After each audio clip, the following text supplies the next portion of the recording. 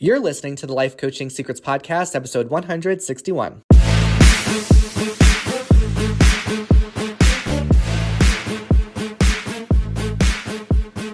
Did you know that life coaches are needed now more than ever? I'm Frank Macri, founder of Thriving Coach Academy. I've trained over 1,000 coaches and helped them launch their own successful coaching businesses. If you want to make an incredible income and impact as a coach and have a lot of fun doing it, I'll show you exactly how to get it done. This is Life Coaching Secrets.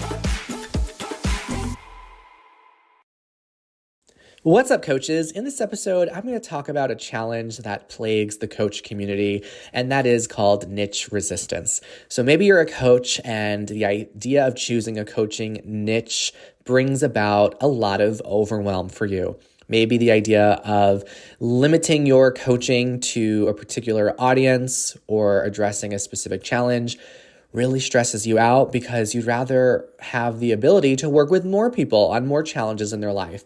So if you're worried that a niche will limit you, if you're concerned that maybe there aren't enough people out there to sustain you if you were to choose a niche, or if you are concerned about being stuck with a niche, if you do select one, then this episode is going to be really helpful for you. I'm going to go over some of the myths people have around choosing a niche, why it is so helpful to have one when you scale your business, and also share with you exact stories of coaches I've mentored in the academy and some of the insights they've had around choosing their niche when they had a lot of resistance at first.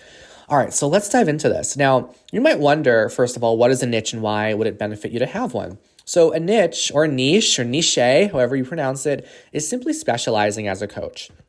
And this is a way for you to stand out amongst other coaches out there because it takes you out of being one of the generic life coaches into being a coach that offers coaching that will address a specific problem or coaching that is for a particular kind of person. Now, a niche is something that will help you scale your business because it makes you a bigger fish in a smaller pond, right? You stand out more to a smaller audience versus you being a small fish in a big pond. And this makes your life a lot more difficult when you are just a little fish in a big pond that's just full of other fish. So a lot of people have resistance to choosing a niche because they think it's going to limit their business. So they decide to not have a niche altogether. And this actually makes their path as a coach a lot harder.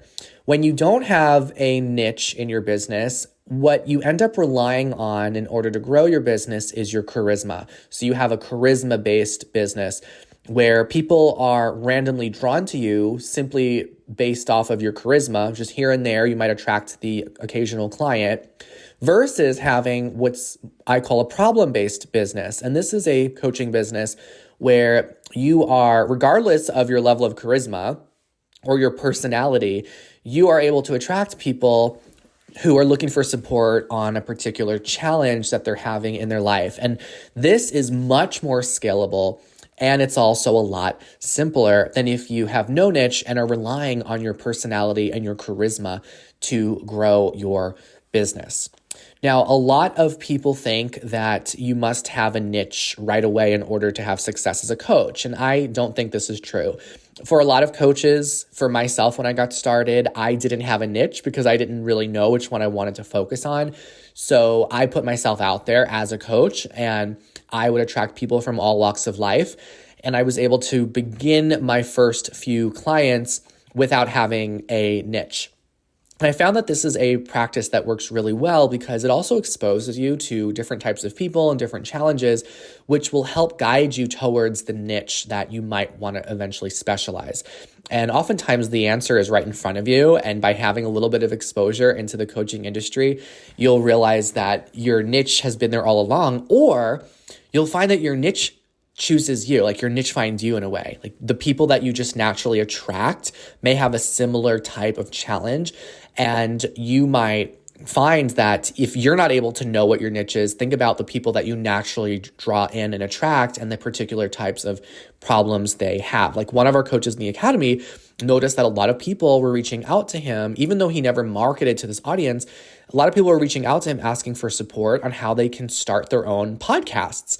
And because he's had a successful podcast for a long time. And now it's opened up this whole new possibility for him of realizing that maybe his niche has found him.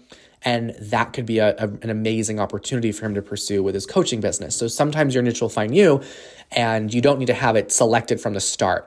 Your first few clients can give you great momentum to get going and also give you that clarity. But when you do decide on a niche, then you will find that you'll probably have a lot of pushback or resistance in your brain because you'll be worried that you are limiting possibilities or also cutting off potential opportunities for yourself. So I want to speak to this concern if you're having it. You might be worried that having a niche is going to limit you and close doors. And the truth is, yes, it is going to close certain doors, but it's also going to open up new opportunities. Having a niche does close you off to others. It actually closes you off to a lot of people. And it opens you up on a deeper level to a more specific kind of person. So if you feel like having a niche is limiting in some way, then that's a good thing to feel. You're supposed to feel that because that is the purpose of having a niche or a specialty. This is exactly why you choose a niche, because when you're marketing to everyone, you're also marketing to no one at the same time. So rather than making yourself mildly appealing to everyone, it is so much more valuable when you make yourself incredibly appealing to a smaller audience. Now, not all opportunities are created equally. So when you feel like you are limiting the amount of opportunities you have, it's important for you to assess that a little closer and think, well, what kind of opportunities am I limiting myself to? And what other kinds of opportunities am I creating? So when you have a niche, you're actually creating extraordinary opportunities for yourself versus if you don't have a niche, when you just have a lot of poor quality opportunities. So often when people think about choosing a niche, I recommend that you look at first the 3 super niches, which are health, wealth, and relationships. So health coaching, wealth or career coaching, and then the third area is relationships. Now, that is usually the first step to take. So I would encourage you to think about if you had to choose one of those 3 areas to specialize in, which of those 3 would you lean on? Which of those topics excites you the most? And if you're someone that's a lifelong learner, you like personal development, I'm sure you enjoy learning about all those areas.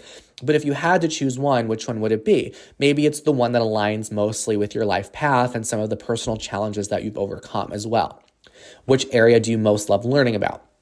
So after you choose one of those areas, that helps you define then which you could look into on a deeper level and get more specialized.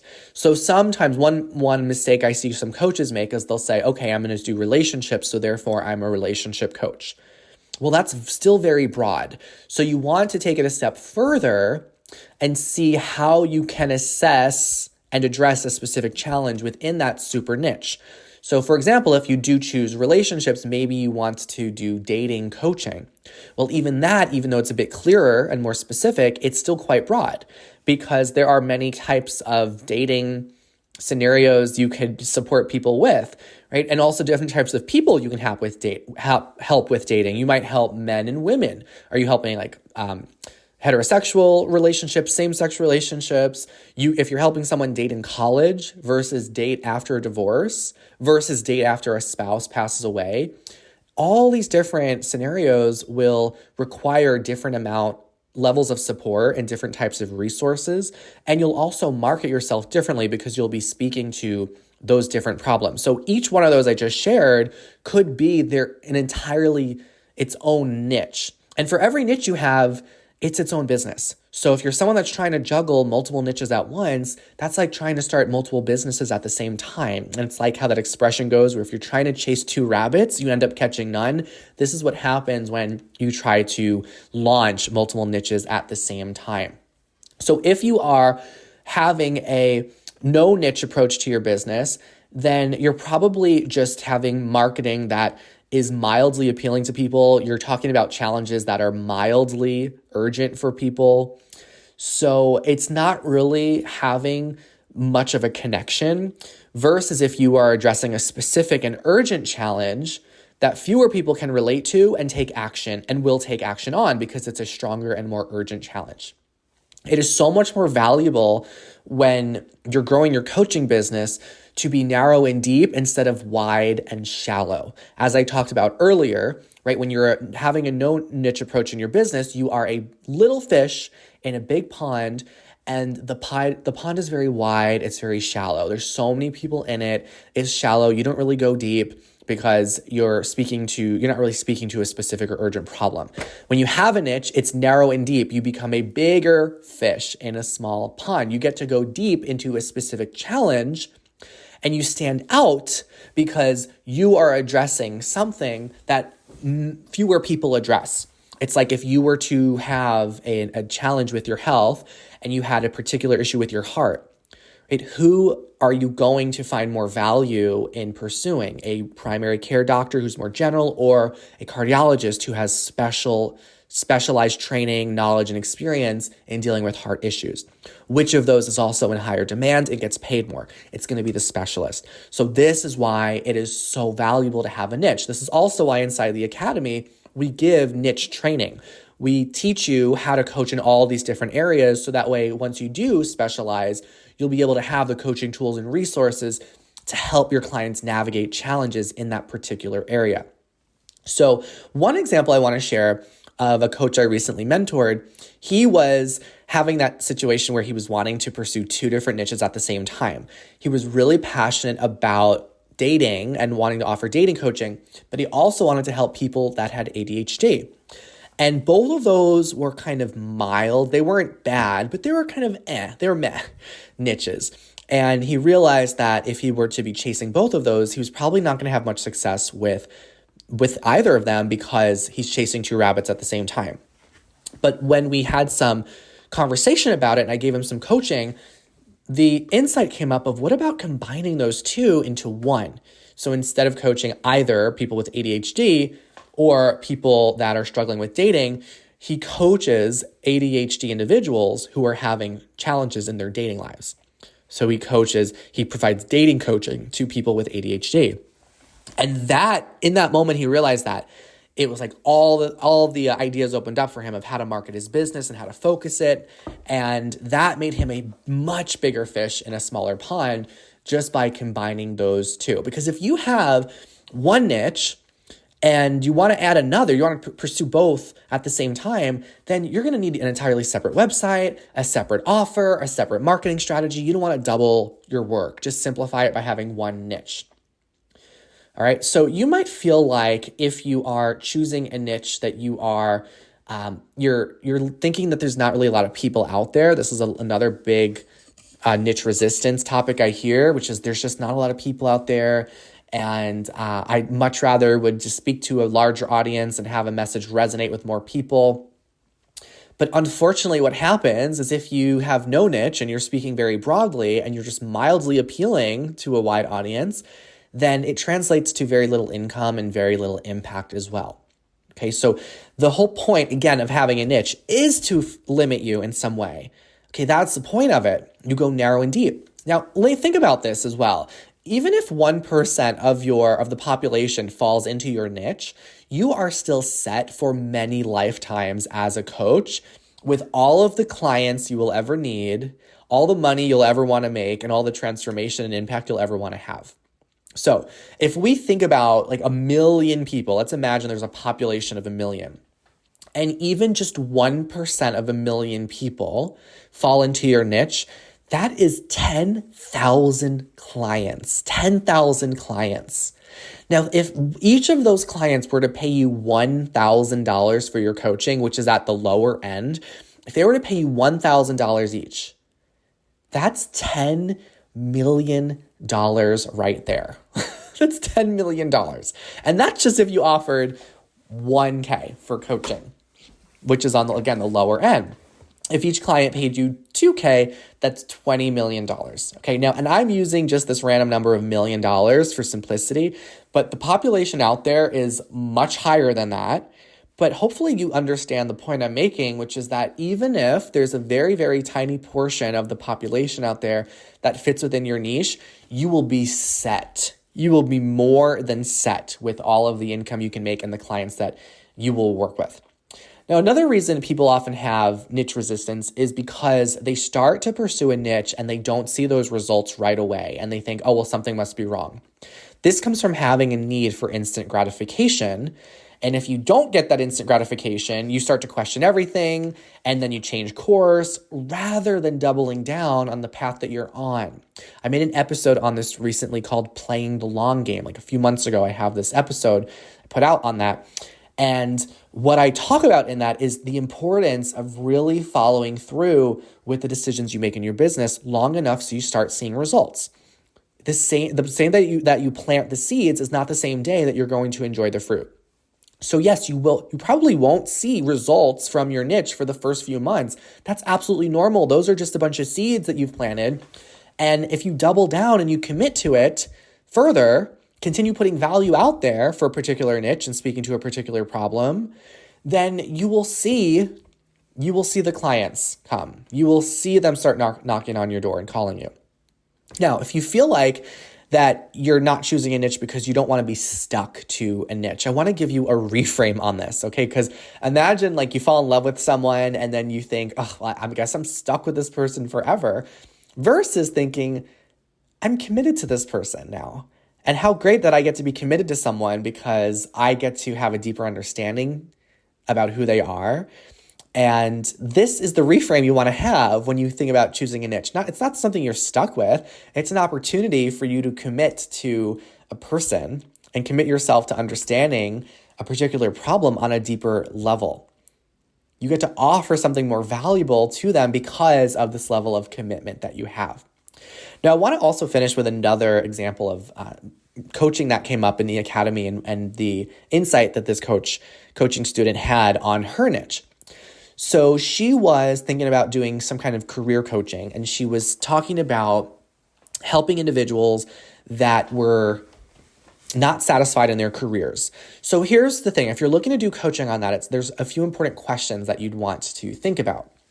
One is, do you want to help individuals stay in their careers and find joy and satisfaction in them, or are you trying to help them get out of their careers?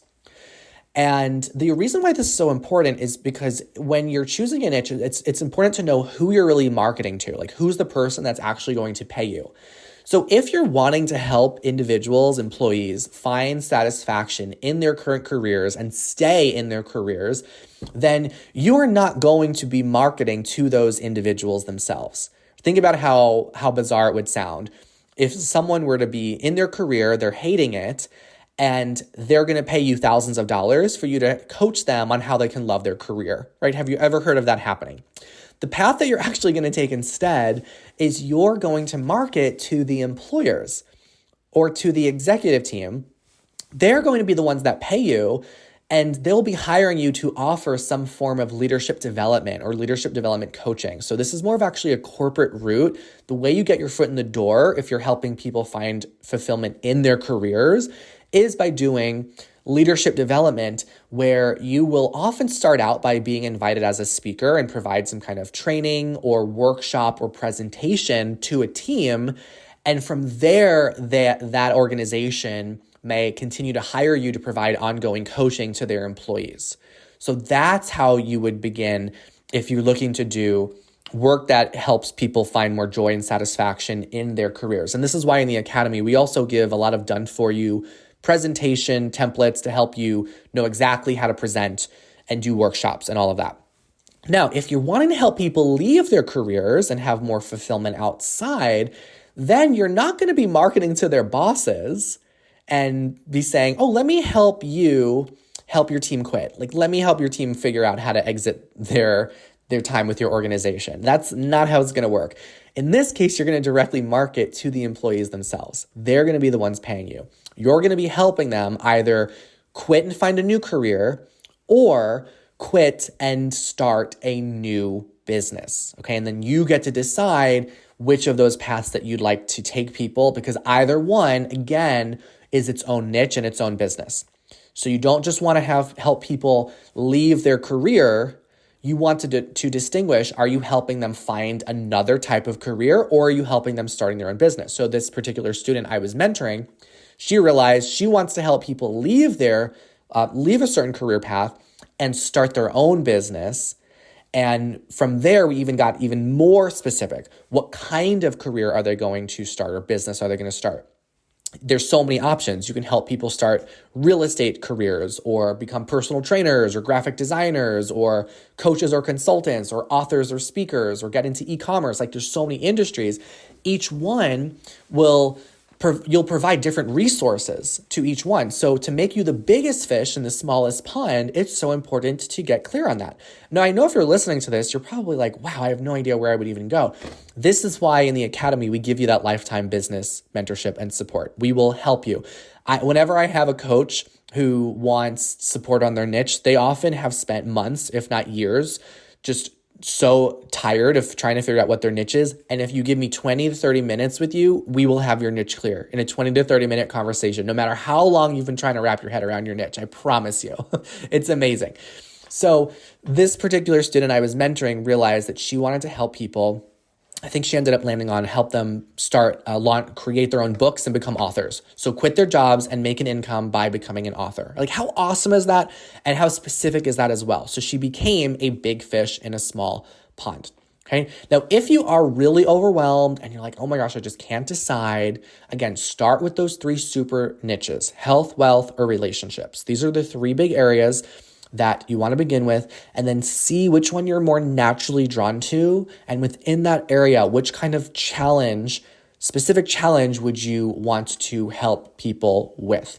Remember, when you have a niche, it does limit you, but it also opens you and limits you to being generally appealing to everybody. But it opens you to being incredibly appealing to a smaller audience. And this is what helps you specialize and stand out. This is one of the keys to becoming a high ticket and premium coach, which is something that we teach you how to do in the Academy. This is like one of those keys, is knowing what your niche is, because this is one of the ways that you will stand out in the industry. You will never be compared to other coaches, generic life coaches out there, because you are standing out. You're offering something different, something more unique. And because you're offering something more unique and you're addressing a more urgent and a serious challenge for people, they will be willing to spend 10 times more to work with you, because it's harder to find someone to help them address this specific challenge. It's harder to find someone, and they realize how valuable it is to have someone with your specialty. Okay, so this is why it's so key to have a niche. So hopefully this has given you some tips and insights to overcome some of your niche resistance that you might be feeling. And again, this is not a journey that you want to go on alone with figuring out your niche. We will help you pick out your niche, and we will save you months and years of spiraling around trying to think about how you want to specialize your business. The niche is already inside you, and we will help you just pull it out and know exactly how to create an amazing business with that. So those are some tips to overcome niche resistance. If you're loving this podcast, remember to subscribe so you hear about more episodes. Leave us a 5-star review and write a couple sentences about what you love about the show. And before you go, I'm going to leave you with a special gift. This is a little snippet from an interview I've had with one of our coaches inside the Academy, and they're going to share with you their story of how they became successful, how they got things going for them. And you can pull insights from their story to know how you can become a successful coach as well. So enjoy their story, and I will see you in the next episode. Hi, I'm Christopher Michael. I'm currently a hairstylist in Asheville, North Carolina, and I'm also a student in the Thriving Coach Academy. So when I'm doing hair at the salon, I'm really tuned into my client who's sitting in my chair, and I really enjoy having the conversations that I get to have with my clients, because anybody in the salon will tell you anything. And they always told me, you're such a great listener. Like, normally it's like hair and therapy all in one. And so as I was in my own personal development, I realized that the thing I love most about doing hair are the conversations that I get to have with clients as I'm doing their hair. The ability to be like fully present in the conversation with my clients, I could tell had a really big impact on them. And so I started to wonder, maybe coaching is more the direction I want to go. If I could just put the scissors down and just sit there and listen and help people with their lives. And what a great thing that would be to be able to make a difference for people. What drew me to the Academy initially was the energy that I experienced listening to Frank's podcasts. When I learned about all of the things that it offered, I realized that it had the thing that every other program and training program I've been part of was missing. And that's structure and business development and client marketing. Doing a podcast, doing a webinar, all of those things have been thoughts I've had in the past. And I was super excited to start this program because there was a lot of training and development in those specific areas.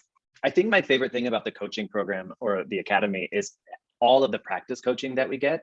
I've had a lot of training and coaching and just interacting with people and listening in other programs. But what I love about the Academy is that there's a lot of specific emphasis put on making you get in, just step into the role, just do the practice coaching. And I get to meet a bunch of really great coaches, and I get coaching myself, which also helps. And the energy is always fun. It always feels like such a safe place to grow and to learn. And I always leave every call with the experience that the team is just there really supporting what I'm out to create for myself. The fear that I was having about investing in this program was really based on the thought that I don't know that my husband's going to approve, or I don't know if I can actually do it. So he gave me some coaching around that. And I had a conversation with my husband about the possibility of joining the program. And there was nothing there for him about why I shouldn't. It was so easy. So I think in that moment, I realized that the only thing that was really getting in my way was this fear that I had about not being able to do it. So here I am. So I thought just do it. It's an investment, and I pay the money and I joined the program. And I have been every time I'm completely blown away. Like, I've paid tens of thousands of dollars over the years for different programs, and I've received a fraction of the training and development I've gotten in this one in just it's been 2 months maybe. And so if you're having the thought that your partner is not going to approve, I would invite you to just have the conversation and show up with the excitement you have for the career you want to create. I'd say my biggest win so far after joining the Academy is knowing myself as somebody who is perfectly capable of having a coaching conversation, of building a coaching business, and as somebody who's worthy of the success that I always carried in the back of my mind, that all the practice coaching and mentor coaching and interactions I have with the team, they've been so validating for what I believe to be the case, that I am an awesome person with a lot to give, and that I'm worthy of providing value in every coaching session. What I see that's possible for myself is stepping away from the salon while maintaining the connections I've already built with the clients that I have. So I'm not leaving the business, I'm just leaving the craft of hair. Eventually, I will step away from that, and it will give me freedom where I won't be tethered to a salon. I won't be tethered to a specific chair. That I could travel more, which is what I love to travel. If I could go somewhere tropical and have a coaching call, like in a hotel room right on the ocean, that would be amazing.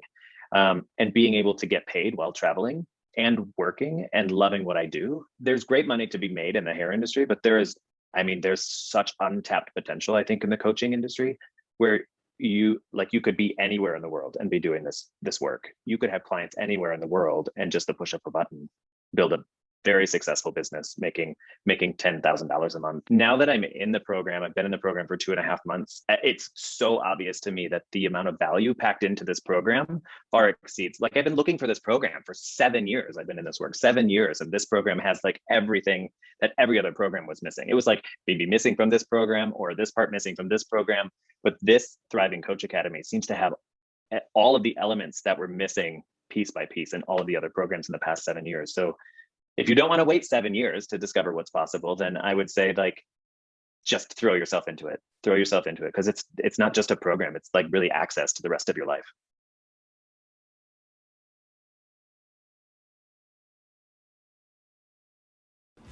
Hey, would you like access to powerful coaching tools you can use on yourself and clients right away? For being a listener of the podcast, I'm giving you a VIP guest pass to get a sneak peek into my coach training program. Inside, you'll learn our coaches' secret tool they use to transform their clients' lives. And you'll also get a training on how to launch a coaching business. Just head over to www.thrivingcoachacademy.com/VIP to get started. I'll see you on the inside.